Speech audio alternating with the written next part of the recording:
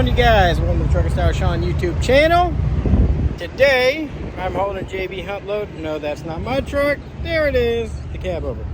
Anyway, today I'm going to be talking about the fuel prices and what I am personally doing to get better fuel mileage, especially with a flat front truck, and I'm still getting over 7 miles to the gallon.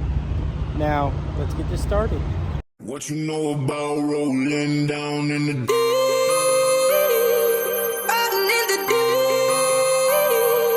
Down in the deep. Now I know y'all be loving this shit What right you know here. about rolling? What you gonna do? Rolling. What you gonna do now? Down in the rolling. What you gonna do? Right, y'all be loving this shit. What you know about? Alright, you guys, so one of my secrets is right here. Liquid Friction Eliminator by Fuelox. One of the greatest products so far. I actually picked up a 1/4 mile per gallon using this stuff. Engine's running a lot better. And of course, you know, the fuel additive and lubricants, I stand behind them. I'll put a link in the description. Y'all can get yourself a discount code.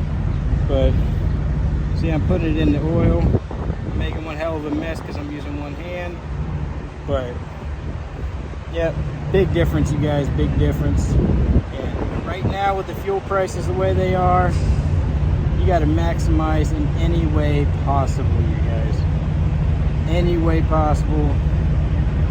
So this is what I'm doing. I'm also running a lot slower, and I'm picking my loads a lot more strategically.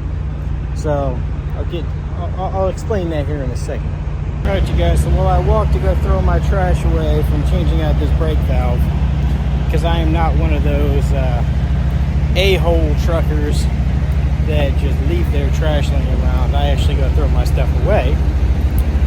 Let's go over some ways I'm actually saving the fuel, and one of which is by running slower. I'm dropping down, I'm running 60 miles an hour instead of running 70. Picks up fuel mileage. Another thing, lubricants. Definitely helping because the truck's running better, the truck's running smoother, the fuel's getting burned more efficiently. Like I stated before, that Fuelox, the fuel additive, it actually has a combustion catalyst in it that most other do not have. And I've tried so many different products over the years to try and get the best fuel mileage possible. Y'all know I used to be a very big promoter of diesel clean. And hold on, let's climb back up here. Just doing it one-handed.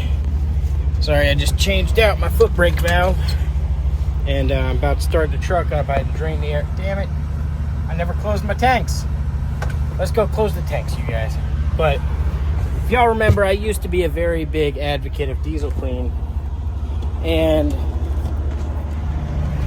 then I found Fuelox, and I was actually getting more out of the Fuelox than I did with the diesel clean.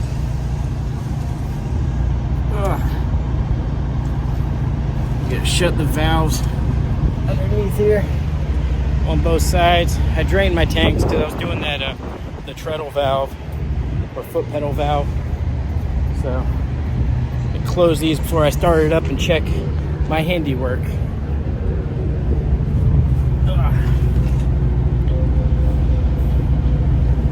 But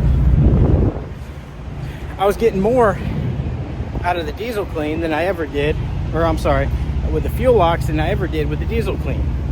So why the hell not go with what's actually working instead of, shit, I forgot to put my foot pedal back on. See, it is right there. Let me throw that back on real quick. All right, let's go ahead and start the truck up. And first, since I had the cab up, I gotta put the shifter back in place.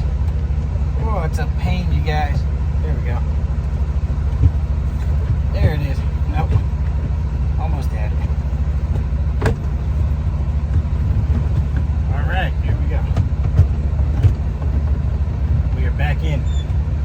Alright, let's start her up.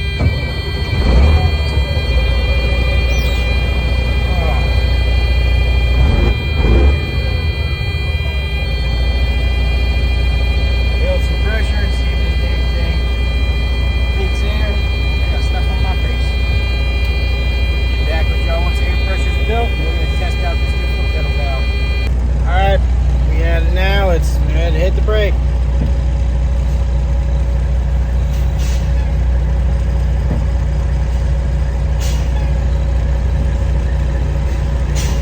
Seems good to me. Alright, so back to what I was saying earlier. The way I'm picking my loads, I've been a little bit more strategic. I've been planning ahead a little bit more, making sure that the market I'm going into actually has freight coming back out at a decent rate.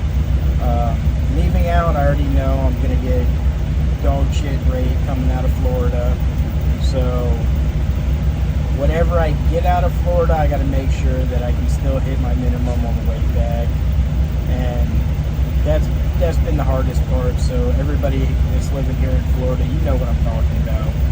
So it's just, I mean, I'm still averaging over $3.25 a mile, even including getting a dog shit rate out of Florida. So in my opinion, that's still not bad at all. It's just the loads that I'm getting when I'm coming back into Florida, or while I'm running outside of Florida. Those are the ones that really count. Those are the ones where I really have to get higher rates on and get back. Looking on the DAT with Trucker's Edge, big help. Big help. That way you see where the freight is, where there's not nearly as many trucks, seeing what the rates are in those areas. It definitely helps. Everything adds up, you guys. From how efficient you can get your truck to run.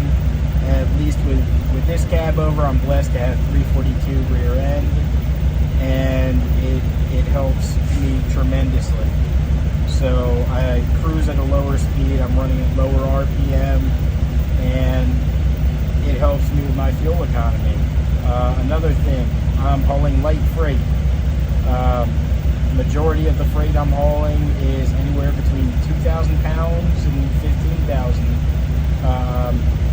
With this truck, I can haul up to 26,000 comfortably, but I'm still trying to stay away from the heavier loads just for the simple fact of I'd be sacrificing fuel mileage.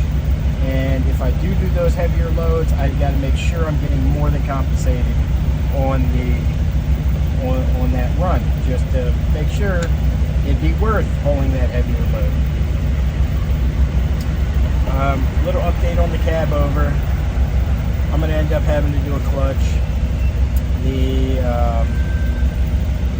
The throwout bearing is getting a little jiggly. My buddy, he just pulled off a clutch on his truck because he's getting a new transmission put in, and we just put that clutch in about a year ago. So depending on how this clutch disc looks, because I mean the truck only has 178,000 miles on it, so if that clutch disc is still, I'd say if it's 3/4 life or above, I'm just going to use that disc. I'm going to use his pressure plate, and I'm definitely going to take the flywheel, get resurfaced. I'm going to do a rear main seal while I'm at it. Pilot bearing, all that good stuff, and save a little bit of money. My buddy Steve said I could use his transmission jack, and on these Cabovers, it is so much easier to pull a transmission than, say, a conventional. Y'all that have watched the channel for a while knows when we pulled the transmission out of Old Girl, my 9400i, it was a pain in the butt. And on these, I mean, the bolts are so easily accessible. I mean, the hardest part's going to be just unhooking all the linkage, just because there's so much linkage on here. But I just watched two trucks damn near hit each other. It's like a madhouse over here right now. But A little bit of update on the load. I am on my way to Indiana. I got to deliver that load, and I should be in town for Matt's. No, I'm not going to stay for both days or all 3 days. If I go, I'm just going to pop in for one day and probably leave back out that night. I'll take my 10-hour break at Matt's maybe. I don't know. Still got to meet up with Tim Gentry. I got a set of headlights that I'm giving him for the Air Force truck, and I got the wide pipe he needs for his Freightliner Classic XL, the red truck y'all all know. Yeah, other than that, not too much. Still negotiating on a load with JB Hunt. Just waiting for them to confirm a delivery appointment, and then we can talk about rates. I'm looking for at least $3,500 coming back from Indiana to Florida. That's what I'm shooting for. Shouldn't be too hard to get that, so that's what I'm looking at. Still running power only. I have been looking for trailers. Let me know in the comment section if y'all want to see me just get, say, an older, say a 99 or 2000 trailer, go through, clean it all up, repaint the trailer, probably sandblast it, get everything working nice, run all new airlines, run all new electrical on it, and basically make it like a new looking trailer and still stay under, say, 15 grand. Now, I found a couple of them for sale for around 7,000, and I think replacing the doors and doing everything to them, I could be under the 50 grand mark. That's what I'm looking at. Would I be getting the trailer on my own? No. I have a friend that'd be helping me out with that, and until he'd basically be getting free labor for doing so, and just trying to work and barter, you know what I mean, you guys. But let me know if that's something y'all be interested in also. Other than that, keeping running. Still hitting my $1,000 a day minimum, so I can't complain in that aspect. And yeah, staying profitable, you guys. Who knew a nice old school Cabover that I can still stay profitable in 2022. But old cash trucks, and they're definitely the way to go, you guys, in my opinion. And I still gotta say a big shout out to a couple people that helped me along the way on getting this truck. BOC Enterprises, Travis, I appreciate it. Shane Beasneys, appreciate it. Kyle over there, Nevada Trucking and Trails. Even James Best for attempting to drive it back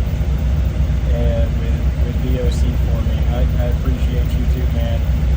Tim Gentry, just for all your help along the ways. Y'all know I'm not a Series 60 guy, and he's been helping me out, and y'all know I'm a Cummins guy, and this thing is surprising me. It really is. Am I still a Cummins guy? Yes, definitely. But this is a very good engine. I have to give it that.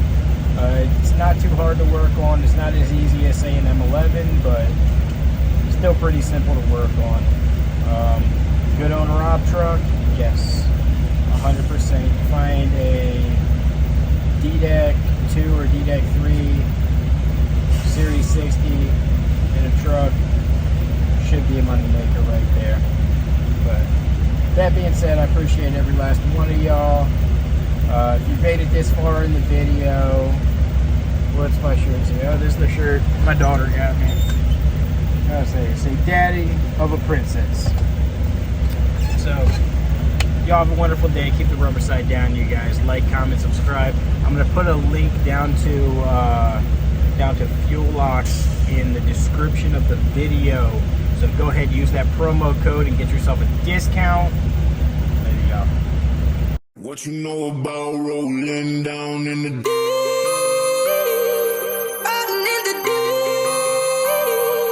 down in the